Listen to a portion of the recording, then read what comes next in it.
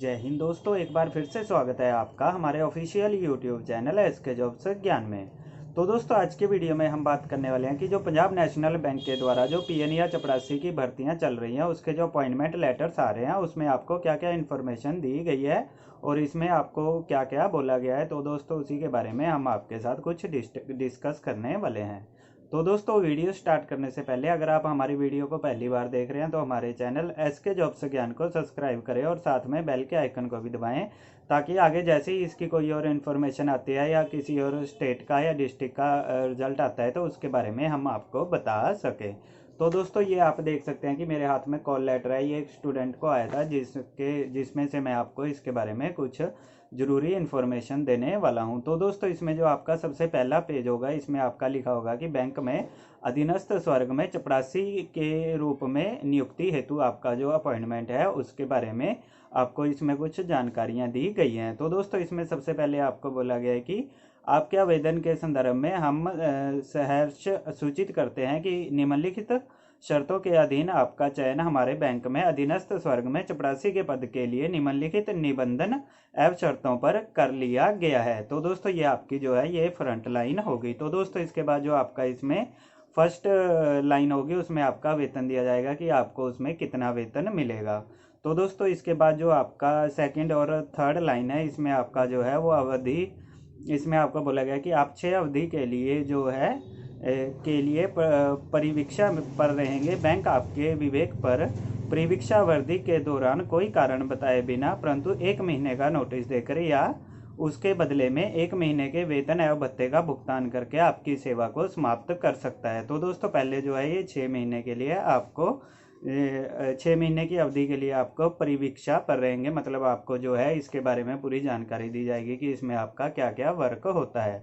तो दोस्तों, अगर आप उसको अच्छी तरह से न कर पाए या किसी कारणवश जो है बैंक वाले आपको 1 महीने पहले आपको जो है इसका नोटिस देंगे तो वो आपको निकाल भी सकते हैं। तो दोस्तों, ये इसमें लिखा हुआ है, पर जो बैंक है वो आपको ऐसे कभी भी नहीं निकालता है। जब तक आप कोई गलती नहीं करोगे तो आपको बैंक से नहीं निकाला जा सकता है। तो दोस्तों, इसके बाद जो थर्ड पॉइंट है, इसमें आपको बोला गया कि यदि आप बैंक की सेवा से त्यागपत्र देने का निर्णय लेते हैं तो आपको बैंक को 1 माह का नोटिस देना होगा। तथापि परिवीक्षा अवधि के दौरान त्यागपत्र के लिए 14 दिनों का नोटिस देना अपेक्षित है कि अगर आप इस जॉब को छोड़ना चाहते हैं तो आपको जो है 1 महीना पहले बैंक को अपना जो नोटिस है वो देना पड़ेगा।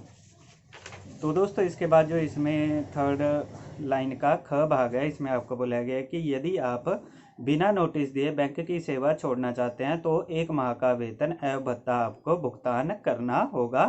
तथापि परिवीक्षा अवधि के दौरान नोटिस की अवधि के बदले आपको 14 दिन के वेतन सभी भत्तों सहित का भुगतान करना होगा। तो दोस्तों, अगर आप बिना बताए छोड़ते हैं तो आपको जो है 1 महीने का वेतन बैंक को चुकाना पड़ेगा। तो दोस्तों, इसके बाद जो आपका नेक्स्ट है उसमें आपको बोला गया है कि आप वेतन भत्ते, छुट्टी, यात्रा भत्ते अथवा अन्य सेवा शर्तों से संबंधित मामलों में बैंक के नियमों, विनियमों एवं नीतियों तथा समय समय पर प्रवर्त अवार्डों, समझौतों के अबंध होंगे। तो दोस्तों, जो इसमें आपको वेतन के साथ भत्ते, छुट्टी वगैरह मिलती है तो वो जैसे जैसे इसके रूल्स चेंज होते हैं तो आपके भी उसी के हिसाब से चेंज होते रहेंगे।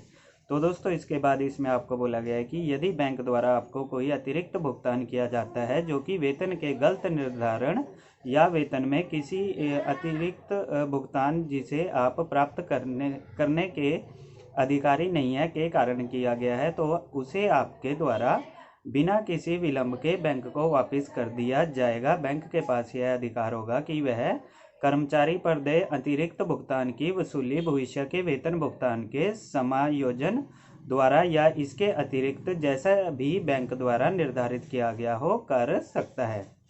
तो दोस्तों, इसके बाद यदि समय समय पर यथाशोधित द्विपक्षीय समझौतों के अनुसार वेतन भत्ते अथवा अन्य अनुलाभों के पात्र होंगे, लेकिन अनुलाभ एवं अन्य सुविधाएं जो कि उद्योग स्तर पर द्विपक्षीय समझौतों की सीमा में नहीं है, उक्त आधार पर बैंक द्वारा समय समय पर लिए गए निर्णयों के अनुसार आप पर भी लागू होगी। तो जो दोस्तों, इसमें ऐसा बोला गया कि जो समय समय पर इनके नियमों में बदलाव होता है तो वो आप पर भी लागू होंगे। तो दोस्तों, इसके बाद बैंक को यह अधिकार होगा कि आपको ऐसी कोई ड्यूटी सौंपे जिसके लिए आपको सक्षम समझा जाए और उसे यह अधिकार होगा कि आपका स्थानांतरण किसी भी समय और समय पर एक कार्यालय से दूसरे कार्यालय में तथा एक स्थान से दूसरे स्थान पर कर सकता है। तो दोस्तों इसमें यह है कि जिस बैंक में जरूरत होगी उसी बैंक में जो है आपको समय समय पर बदला भी जा सकता है। तो दोस्तों इसके बाद आपको डेट दी गई है कि आपको कौन सी डेट को कितने बजे बैंक में विजिट करना है। तो दोस्तों इसके बाद कार्यग्रहण हेतु किसी प्रकार की यात्रा दैनिक भत्ता नहीं दिया जाएगा, वो आपको अपने खर्चे पर ही जाना पड़ेगा। तो दोस्तों इसमें आपको इसके बाद औपचारिकताएं या फॉर्मेलिटीज़ दी गई हैं जो आपको पूरा करना होगा। तो दोस्तों इसमें आपको बोला गया है कि यदि आप वर्तमान में सेवारत हैं तो आपको अपनी वर्तमान सेवा से त्यागपत्र देना होगा। आपको अपने वर्तमान नियोक्ता की सेवा त्याग प्रमाण पत्र भी प्रस्तुत करना होगा। इसका मतलब ये है कि अगर आप पहले कहीं जॉब कर रहे हैं तो उसका जो है वो आपको प्रमाण पत्र देना होगा। आपको वहाँ से जॉब छोड़नी होगी और जॉब छोड़ने के बाद जो प्रमाण पत्र मिलता है वो भी आपको जो है बैंक में जमा करवाना पड़ेगा। तो दोस्तों इसके बाद कार्यग्रहण करने की तारीख को आपको निम्नलिखित में से किसी एक के द्वारा जारी स्वास्थ्य प्रमाण पत्र, मतलब कि इसमें आपका मेडिकल है जो वो आपको सर्टिफिकेट देना होगा, जिसमें आपका जिला सरकारी अस्पताल के अतिरिक्त चिकित्सा अधिकारी जो अपने हॉस्पिटल में होते हैं उससे आपको जो है मेडिकल सर्टिफिकेट बनवाना पड़ेगा, या फिर पंजाब नेशनल बैंक किसी भी नियंत्रक कार्यालय द्वारा नियुक्त चिकित्सा सलाहकार द्वारा, जिसका विवरण बैंक की वेबसाइट पर दिया गया है, वहां से आप चेक कर सकते हैं। तो दोस्तों इसका जो फॉर्मेट है वो इनकी बैंक की वेबसाइट पर उपलब्ध है, वहां से आप इसे डाउनलोड कर सकते हैं और उसमें आपको फॉर्मेलिटीज़ के बारे में पूरी जानकारी मिल जाएगी। तो दोस्तों इसके बाद यदि आप कार्यग्रहण करने की तारीख को निर्वारित चिकित्सालय स्वास्थ्य प्रमाण पत्र, एक्सरे, रेडियोलॉजिस्ट रिपोर्ट प्रस्तुत नहीं कर पाते हैं तो आपको बैंक में कार्यग्रहण करने की अनुमति नहीं दी जाएगी। तो दोस्तों इसमें जब आपका चिकित्सा प्रमाण पत्र बनेगा तो उसमें आपका एक्सरे होगा या कुछ रिपोर्ट्स और होती हैं वो आपको टेस्ट करवाने पड़ेंगे, उसके बाद जो है आपका मेडिकल बन जाएगा। तो दोस्तों इसके बाद आपको जो है निम्नलिखित दस्तावेजों के साथ आपको नई पेंशन योजना एनपीएस से संबंधित फॉर्म वितरित कर प्रस्तुत करना होगा। तो दोस्तों इसका जो आपका पेंशन योजना का भी जो फॉर्म है वो भी आपको साथ में भरना पड़ेगा। तो दोस्तों इसके साथ आपको जो है एक पैन कार्ड की छायावृत्ति, आपको पैन कार्ड की फोटोस्टेट और आपका आवासीय प्रमाण पत्र जिसमें वोटर कार्ड, आधार कार्ड, राशन कार्ड आदि चल सकता है, और आपके खाते का एक निरस्त किया गया चेक चाहिए होगा जो कि आपको उसके साथ लगाना पड़ेगा। एक ब्लैंक चेक होता है उसको कैंसिल चेक भी बोलते हैं, वो भी आपको चाहिए होगा। तो दोस्तों इसके बाद आप द्वारा उल्लिखित 2 सामान्य व्यक्तियों से संतोषजनक रिपोर्ट की प्राप्ति करनी होगी। Receipt of satisfactory reports from 2 references, जो आपको 2 रेफरेंस भी देने पड़ेंगे। इसके बाद आपके चरित्र और पूर्व वृक्षों के संबंध में पुलिस अधिकारियों से संतोषजनक रिपोर्ट की प्राप्ति, जो आपका करैक्टर सर्टिफिकेट बनता है पुलिस वेरिफिकेशन के बाद, वो भी आपको इसमें चाहिए होगा। इसके बाद आपके 3 चरित्र प्रमाण पत्र होने चाहिए, जिसमें से आपका एक स्कूल कॉलेज का जो आपको चरित्र प्रमाण पत्र मिलता है, सर्टिफिकेट मिलता है, वो भी इसमें आपको चल सकता है। और शेष 2 राजपत्रित अधिकारियों या बैंक अधिकारियों के होने चाहिए। जो आपके 2 और रेफरेंसेस हैं वो आपके जो प्रमाण पत्र है वो बैंक के किसी भी 2 अधिकारियों से आप बनवा सकते हैं जो कि ऊंची पोस्ट पर हो। तो दोस्तों इसके बाद आपके आवेदन में वर्णित अपेक्षित शैक्षणिक व्यावसायिक योग्यता का प्रमाण पत्र एवं अनुभव प्रमाण पत्र यदि आपके पास कोई है तो वो भी आपको चाहिए होगा।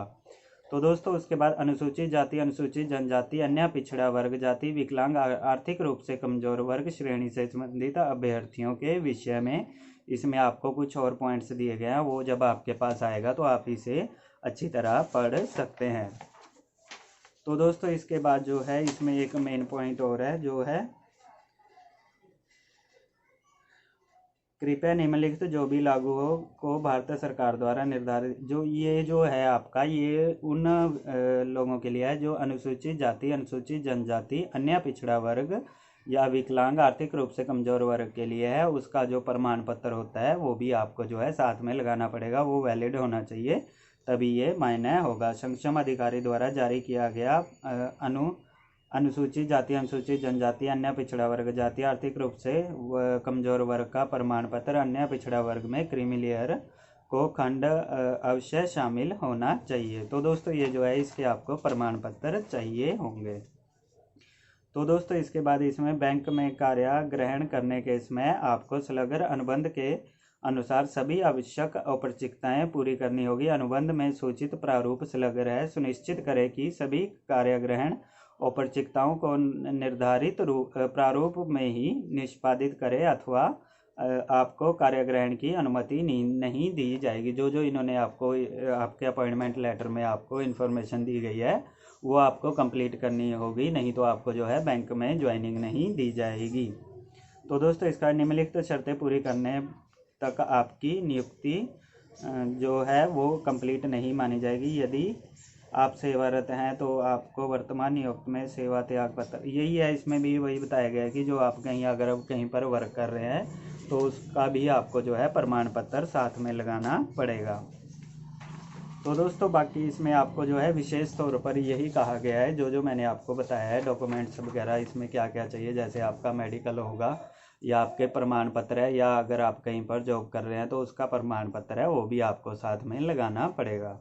तो दोस्तों ये अभी जो रिज़ल्ट है वो हरियाणा में ही आए हैं। बाकी जैसे राज्य हैं हमारा पंजाब है, यूपी है या वेस्ट बंगाल है, ये ऑल इंडिया में जो भर्तियां चल रही है ये उनके बारे में मैंने आपको थोड़ी सी इन्फॉर्मेशन देनी थी, इसलिए मैंने आपके लिए ये वीडियो बनाई। और कुछ बच्चों के भी हमारे पास क्वेश्चंस आ रहे थे कि सर इसके बारे में भी एक आप वीडियो बनाएं कि इसमें जो हमारे डॉक्यूमेंट्स हैं वो क्या क्या चाहिए होंगे।